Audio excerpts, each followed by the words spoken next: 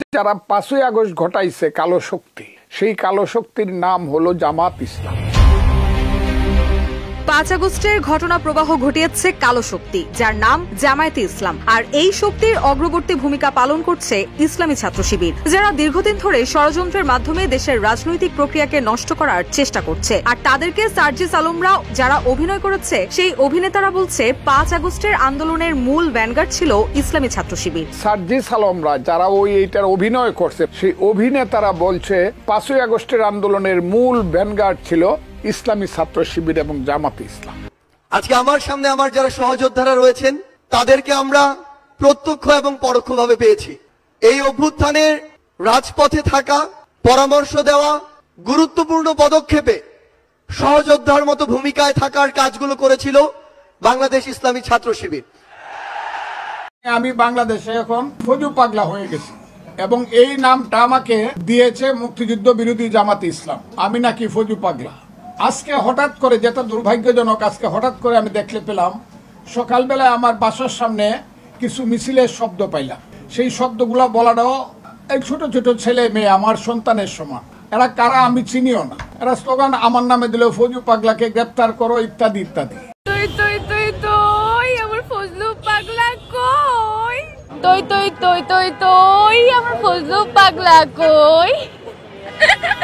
দেখি নামে কিনা এখন তার নাম। আর তই তই তই তই তই আমার ফজলু পাগলা কই? দেখি নামে কিনা এখন তার নাম। আর অপেক্ষায় আছে।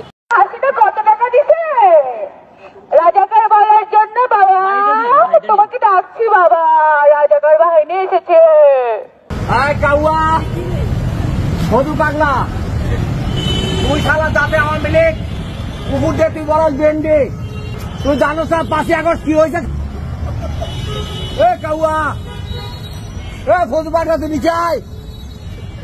ফজু পাগলা মানে আমি বাংলাদেশে এখন ফজু পাগলা হয়ে গেছি এবং এই নামটা আমাকে দিয়েছে মুক্তিযুদ্ধ বিরোধী জামাতে ইসলাম। আমি নাকি ফজু পাগলা। এবং প্রথমে এই কথাটা বলেছে মুফতি আমির হামজা নামে একজন লোক। যারা ৫ই আগস্ট ঘটাইছে কালো শক্তি, সেই কালো শক্তির নাম হলো জামাত ইসলাম। না, তাদেরকে আমি কালো শক্তি বলি না। আপনারা আমাকে দেখান, তাইলে আমি বলবো। যদি কেউ প্রমাণ দিতে পারেন তারা কালো শক্তি, তাইলে আমাকে মাফ করুন। জামাতকে কালো শক্তি বলে এটাকে ৫ই আগস্টে দিয়ে জামাত, আমি এটা বলে এই উত্তর আপনি আমার সামনে পাবেন না। কোনো ভাইরাল হয় নাই, এটা ইউটিউবে অনেক কিছু করা যায়, কথাটা বুঝেন। আমার বক্তব্যটা সামনে না আপনারা বাজান। যদি আমার কোনো ভুল হয়ে থাকে, কেউ হয়ে থাকে, আমাকে বুঝাইতে পারে দেখেন আপনি ভুল কইছেন, তাইলে আমি সঙ্গে সঙ্গে হাত জোর করে মাফ করি।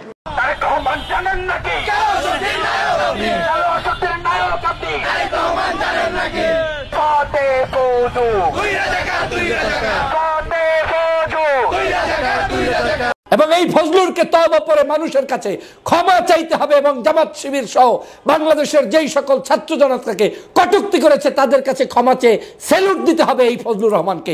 আমি চ্যালেঞ্জ ছুড়ে দিয়ে বলছি, আপনি ক্ষমা না চাইলে এদেশের কেউ আপনাকে ক্ষমা করবে না। এবং এই ফজলুরকে বাংলাদেশের নাগরিকত্ব বাতিল করতে হবে, এই ফজলুরকে বিএনপি থেকে পদত্যাগ করাতে হবে, তাকে বহিষ্কার করতে হবে এবং তাকে জেলের মধ্যে নিতে হবে। কারণ জুলাই বিপ্লব নিয়ে ধান্দাবাজি করার কোনো সুযোগ এদেশের কাউকে আমরা দেই নাই। উনি পারলে আসুক আমার সামনে। আমি নিশ্চিত করে বলছি, এই ফজলুর রহমান বাংলাদেশের বিরুদ্ধে গভীর ষড়যন্ত্রে লিপ্ত, আওয়ামী লীগকে পুনর্বাসনের জন্য গভীর ষড়যন্ত্রে লিপ্ত এবং তার বেতন ভাতা ওই শেখ হাসিনার বিশেষ এজেন্টদের মাধ্যমেই দেওয়া হচ্ছে। বাংলাদেশে চেকাচেকি করবেন না। বাংলাদেশে তোমার চেকাচেকির জন্য দেশটা স্বাধীন হয় নাই। ওই চেকাচেকি শেখ হাসিনা করেছিল 16 বছর, কোনো মুক্তি হয় নাই। বাংলাদেশে ইসলামী মূল্যবোধের শক্তি থাকবে, এদেশে ধর্মভিত্তিক রাজনৈতিক দল করবে, এদেশের মানুষগুলো ছাত্র জনতা জীবন দিয়েছে, তারা নতুন রাজনীতি করবে। তোমার ওই পুরাতন রাজনৈতিক জায়গায় যদি সংস্কার করে টিকতে না পারো, তাহলে তোমাদের রাজনীতি করার বিন্দুমাত্র অধিকার নেই। বিএনপিকেও একটা কথা বলি, আওয়ামী লীগ কিন্তু অনেক ইস্যুগুলোকে ইনিয়ে বিনিয়ে কিনিয়ে ভিন্ন লাইনে যাওয়ার চেষ্টা করেছে। বামদের খপ্পরে পড়ে ইনিয়ে বিনিয়ে ফজলু ইস্যু, দেশ বিরোধী যে সকল নেতা আছে তাদের ইস্যুকে ধানা চাপা দিবেন না, তাহলে কিন্তু ওই যে ভাঙা শামুকে পাও কেটে যায় সেই রকম অবস্থা কিন্তু বিএনপির হবে ক্ষমতায় যাওয়ার আগেই। আসসালামু আলাইকুম রহমতুল্লাহ। সুপ্রিয় দর্শক, আজকের ভিডিওতে রুমিন ফারহানা এবং ফজু পাগলাকে কঠিন ধোলাই করা হবে এবং এই দুইজনকে উচিত জবাব দেওয়া হবে। তো প্রিয় দর্শক, সর্বপ্রথম আমরা রুমিন ফারহানার কথায় আসি। আপনারা স্ক্রিনে দেখতে পাচ্ছেন, রুমিন ফারহানা হাসনাত আবদুল্লাহকে বলেছে ফকরনির বাচ্চা। হাসনাত আবদুল্লাহর কিছু এডিট করা পিক নিয়ে তাকে ছাত্রলীগ ট্যাগ দিয়ে ফকরনির বাচ্চা বলে গালি দিয়েছে রুমিন ফারহানা। আপনারা স্ক্রিনে দেখতে পাচ্ছেন, তিনি পোস্টে কি লিখেছেন যে এটা ওই ফকরনির বাচ্চাটা না যে আমাকে আওয়ামী লীগ বিষয়ক সম্পাদক বলছে। দর্শক, রুমিন ফারহানার যখন এই বিতর্ক ওঠে তখন কিন্তু হাসনাত আবদুল্লাহ রুমিন ফারহানাকে আওয়ামী লীগ বিষয়ক সম্পাদক বলেছিলেন, আপনারা স্ক্রিনে দেখতে পাচ্ছেন। তো সেটারই মানে জবাব হিসাবে সে ছাত্র লীগ ট্যাগ দিয়ে এডিট করা পিক নিয়ে, একটা ভুয়া পিক এডিট করা পিক নিয়ে সে পোস্ট দিয়েছে। সে এত বড় একজন নেত্রী, একজন আইনজীবী, কোনটা এডিট করা পোস্ট কোনটা ভুয়া পোস্ট সে জানে না, সেটা নিয়ে পোস্ট দিয়েছে এবং ফকরনির বাচ্চা বলেছে। তো একজন বড়, এত বড় একজন নেত্রী, আইনজীবী, আবার সংসদ সদস্য ছিলেন, তিনি কিভাবে একজন জুলাই যোদ্ধাকে ফকরনির বাচ্চা বলতে পারেন? তো এই কথা রুমিন ফারহানা বলেছে। তো প্রিয় দর্শক, আপনারা জানেন যে 2018 সালের নির্বাচন বিতর্কিত নির্বাচন ছিল। শুধুমাত্র রুমিন ফারহানা আর এই হারুন, চাঁপাইনবাবগঞ্জের হারুন পাপিয়া, এরা কয়েকজন মিলে, 4-5 জন মিলে ওই 18 সালের নির্বাচনকে বৈধতা দিয়েছে। এরা সংসদে গিয়ে, এরা সংসদের এই সামান্য এতটুকু লোভ সামলাতে পারেনি এই রুমিন ফারহানা। এদেরকে আমরা ভালো মনে করতাম, কিন্তু না, গত 15 বছরে হাসিনার শাসন আমলে এদের নামে কোনো মামলা হয়নি, এদের কিছুই হয়নি। এরা হাসিনার কাছে প্লট চায়। এদের গোটা বাংলাদেশ জলে ভেসে যাচ্ছে, দুর্নীতিতে, খুন খারাপি, ধর্ষণ, আয়নাঘর সব কিছু হয়ে যাচ্ছে, তারপরে এরা প্লট চায়। তার মানে আপনি বুঝতে পারছেন আপনি কার কাছে কী চাচ্ছেন, তার সাথে ভালো সম্পর্ক আছে বলে আপনি চাচ্ছেন। তো এই হলো রুমিন ফারহানা। এ গত 15 বছর ধরে আওয়ামী লীগের ছত্রছায়ায় ছিল, এর কিছুই হয়নি। টাকা পয়সা, গাড়ি বাড়ি যা দরকার সব কিছুই করেছে, একে পুলিশ ধরেও নি, কোনো মামলাও দেয়নি। তো এখন হাসিনা পালিয়ে যাওয়াতে এদের মন খুব খারাপ হয়ে গেছে, ফজু পাগলা, তারপর রুমিন ফারহানার। এই কারণে এদের মানে জুলাই যোদ্ধাদের সহ্য হচ্ছে না, হাসনাত আবদুল্লাহকে বলতেছে যে ফকরনির বাচ্চা। আচ্ছা, এখন আসি ফজু পাগলার বিষয় নিয়ে। ফজু পাগলা আপনারা জানেন টকশোতে গিয়ে বলেছে যে 5ই আগস্ট ঘটাইছে কালো শক্তি জামাত শিবির এবং এর মূল দায়িত্ব ছিল ইসলামী ছাত্র শিবির। যারা 5ই আগস্ট ঘটাইছে কালো শক্তি, সেই কালো শক্তির নাম হলো জামাতে ইসলামী। এই কথা টকশোতে বলেছে, আমরা এটা প্রচার করেছি বা গোটা বাংলাদেশ ভাইরাল এটা। পরবর্তীতে যখন তাকে প্রশ্ন করা হলো তখন সে কি বলতেছে যে না না, আমি এগুলো কথা বলিনি, এগুলো ইউটিউবে বানানো যায় না, তাদেরকে আমি কালো শক্তি বলি না, আপনারা আমাকে দেখান, এটা ইউটিউবে অনেক কিছু করা যায়, কথাটা বুঝেন। তো এ হলো ফজু পাগলা। এই কারণে আমি বলেছি যে বিএনপির যেগুলো বড় বড় নেতাকর্মীরা আছে, এরা এই সোশ্যাল মিডিয়া সম্পর্কে এদের কোনো ধারণাই নেই। বা বলেছি যে ফেসবুকের পাসওয়ার্ড চেঞ্জ করতে পারবে না, বা হোয়াটসঅ্যাপের একটা অ্যাকাউন্ট খুলতে বললে এরা পারবে না। এরা নেতৃত্ব দেবে বাংলাদেশের, এই আধুনিক বাংলাদেশের, পারবে না। এই আধুনিক যুগে, তথ্য প্রযুক্তির যুগে এরা মানে কিচ্ছু বোঝে না। যদি বুঝতো তাহলে ফজু পাগলা বলতো না যে ইউটিউবে এগুলো বানানো যায়। ও সে নিজে বক্তব্য দিছে, এখন এসে বলতেছে না না, আমি কালো শক্তি বলিনি।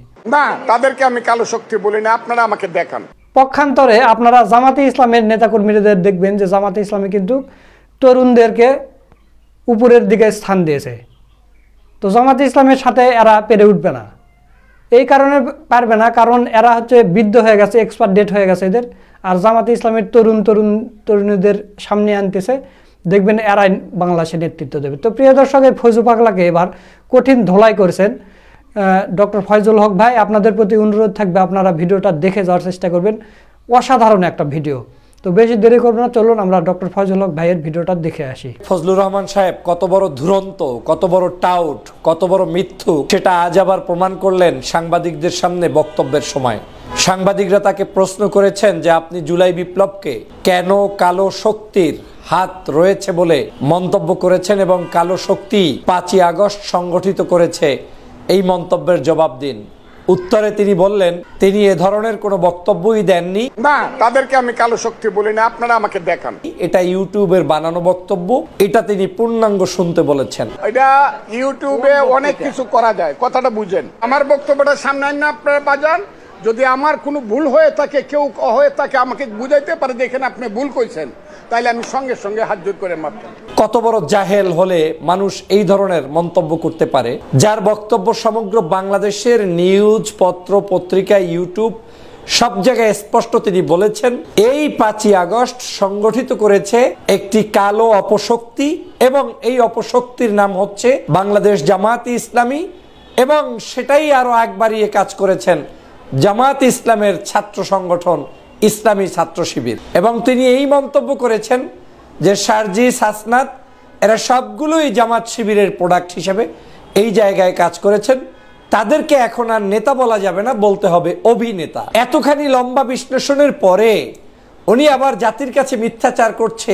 এই ধরনের বক্তব্য উনি দেয়ই নাই। তো কত বড় যে মিথ্যু, কত বড় টাউট, কত বড় বয়োজ্যেষ্ঠ হওয়ার পরেও নিজেকে মুক্তিযোদ্ধার একটা হোলসেলার হিসেবে দাবি করার পরেও তিনি কিভাবে জাতির কাছে এরকম মিথ্যাচার করতে পারেন, আমি তীব্র নিন্দা জানালাম। আমি এতদিন জানতাম লোকটা ব্যবসা করছে, রাজনীতিটাকে ব্যবহার করছে, বিএনপির কাঁধে চড়ে আওয়ামী লীগকে পুনর্বাসন করছে।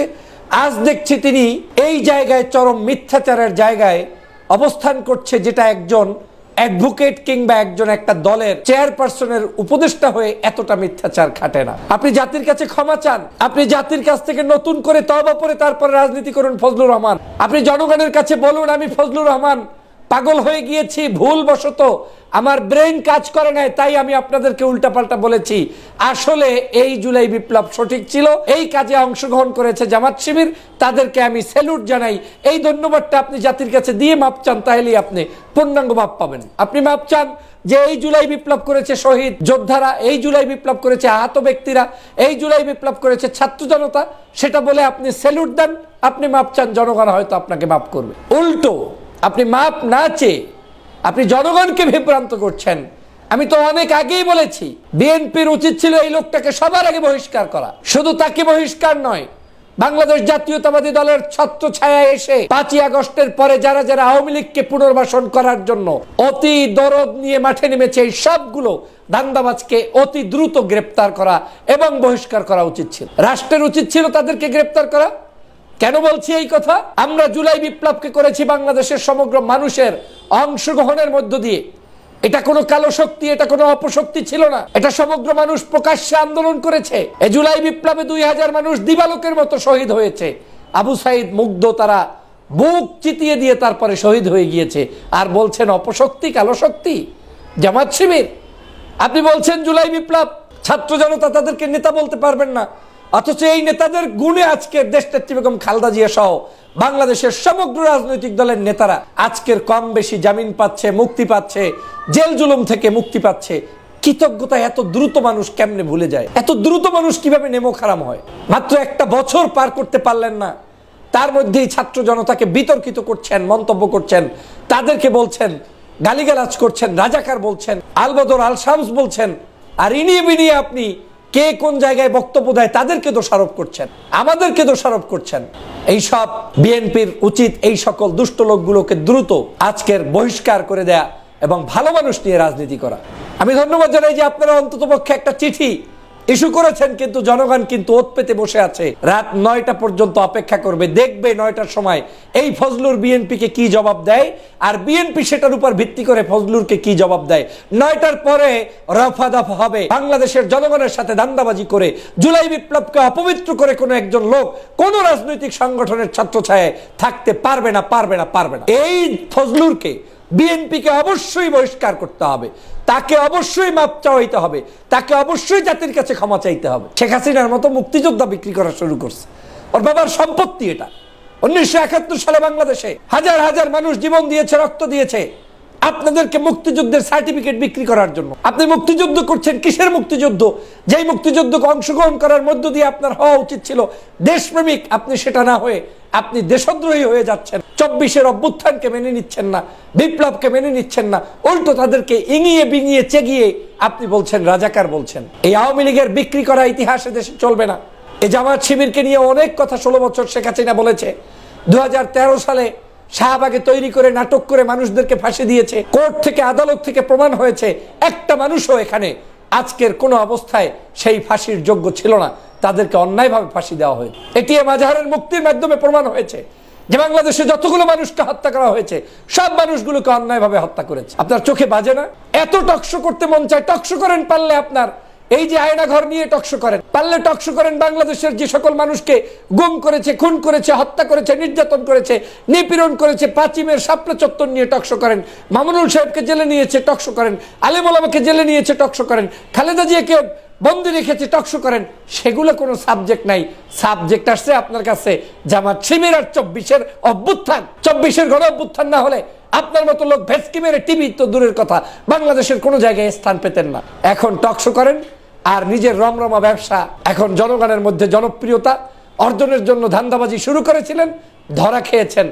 এখন তওবা করা ছাড়া আপনি ফজলুরের আর কোনো স্থান বাংলাদেশে নেই। আপনাকে তওবা করতেই হবে এবং এই ফজলুরকে তওবা করে মানুষের কাছে ক্ষমা চাইতে হবে এবং জামাত শিবির সহ বাংলাদেশের যেই সকল ছাত্র জনতাকে কটূক্তি করেছে তাদের কাছে ক্ষমা চেয়ে স্যালুট দিতে হবে এই ফজলুর রহমানকে। আমি চ্যালেঞ্জ ছুড়ে দিয়ে বলছি, আপনি ক্ষমা না চাইলে এদেশের কেউ আপনাকে ক্ষমা করবে না এবং এই ফজলুরকে বাংলাদেশের নাগরিকত্ব বাতিল করতে হবে, এই ফজলুরকে বিএনপি থেকে পদত্যাগ করাতে হবে, তাকে বহিষ্কার করতে হবে এবং তাকে জেলের মধ্যে নিতে হবে। কারণ জুলাই বিপ্লব নিয়ে ধান্দাবাজি করার কোনো সুযোগ এদেশের কাউকে আমরা দেই নাই। সেটা কোনো রাজনৈতিক দলও করতে পারবে না, অন্য যে কোনো ব্যক্তি সাধারণও করতে পারবে না। এই বিপ্লব আমাদের সকলের রক্তে রঞ্জিত একটি বিপ্লব। এই বিপ্লব নিয়ে কটূক্তি করা, ব্যবসা করা, এই বিপ্লবকে নিয়ে ওই স্বাধীনতা যুদ্ধের মতো নতুন করে নাটক সাজিয়ে আপনার যুদ্ধের সময়ের যেই সকল সত্য ঘটনাগুলোকে ধারাচাপা দিয়ে মিথ্যার উপরে আবার নতুন করে বাংলাদেশের মানুষকে বিভ্রান্ত করা যাবে না, যাবে না, যাবে না। অতএব প্রিয় দেশবাসী,